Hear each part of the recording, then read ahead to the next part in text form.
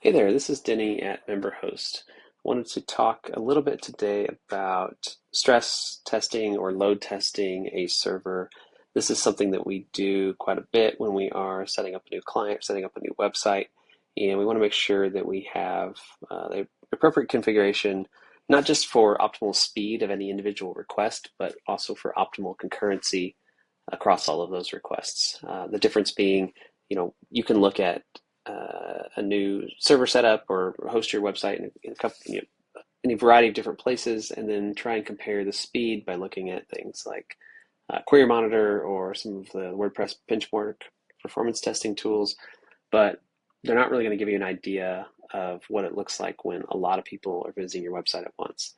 They're going to tell you things like how your CPU performance is on any single page request, or what your disks are doing, or how your object caching is performing.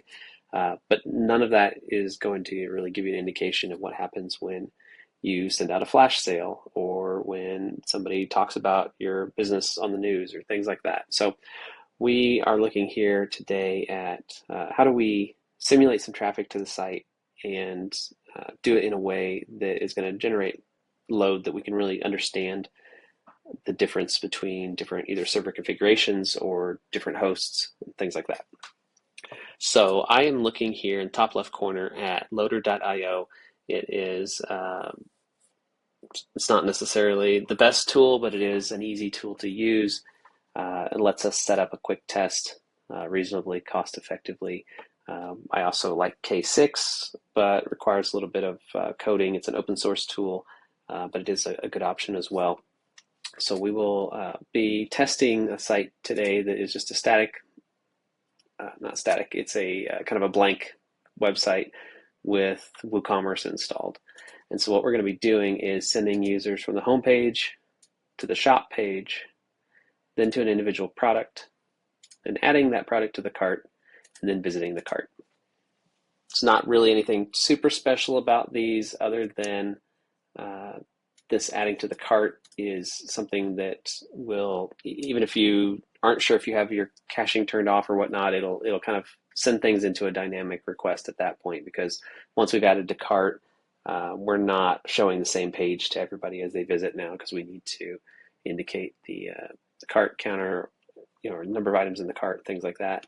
So it's a good way to make sure we get the requests actually hitting PHP and not just hitting some type of page cache. Now in this case, I've actually got the page cache turned off as well for these pages. And again, there's nothing, you don't have to actually proceed through a flow like this. You could just hammer one page, adding the product to the cart over and over again. It would still give you, as long as you're running that same test across the servers that you're testing or the different environment configurations that you're using, you're still going to see some kind of a usable result from that. This just gives me warm fuzzies to see these virtual users being interested in my product and adding it to their cart. So we are going to send, in this case, I'm going to dial this down to 360 over 1 minute. So this is going to send 6 people per second into the queue. They're not going to come out that equally. It depends on how long the page loads are. But we're going to be adding 6 people to the pile every second. So when we run this, let's look over here now on the right at the terminal. We've got a CPU graph here, and you'll see that it was doing absolutely nothing, and now it's spiking up and using a little over 50% of the CPU. We've got all 4 of our cores here that we can see the processing on. And then you can see here our kind of overall response times. Now this is a cumulative response time for all of the 5 pages. So if we looked at any individual page, they're running at a half a second or less to get a response from those individual pages, but add them all up, and this is what we get for the entire test flow.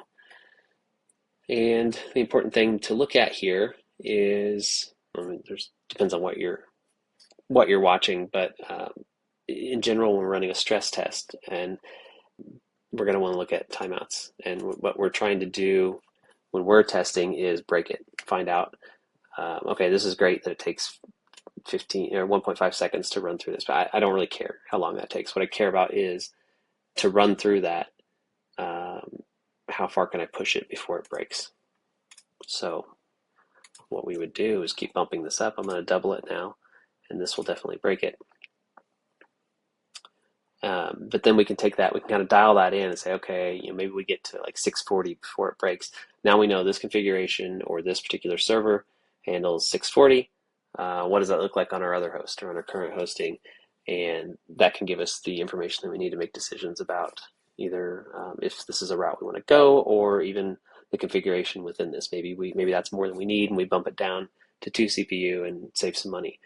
But again, we want to have some kind of factor of safety. If you said, I need to support 100 visitors per second, we would not want to dial this into 100 visitors per second and be happy with it if it fails at 100 visitors per second. Because what if we get to 150 per second? Or, this leaves us no room for growth and no room for natural variability. And there's no magic number, it's kind of your risk tolerance and what you would expect, but it's not enough to say, well, it needs to support 2 or 4 or 8 times our anticipated traffic. We just have to get it in a place where we're comfortable with it, that we're not going to exceed that in any given day or at any given point throughout the day. But we did in this test, you'll see here, we have gone beyond, we've got a timeout. And so this is definitely pushed it past the breaking point. Again, if I was testing against other servers, I'd probably dial this in a little bit further and try and get it to where maybe we make it through the tests with just a handful of timeouts and kind of know that we're kind of teetering right on the edge of what we can support. And there's also a number of different ways you can set up your test scenarios as far as maintaining the load throughout the entire test, things like that. So you may have a different configuration that you need to run or different timeout settings that are applicable for you.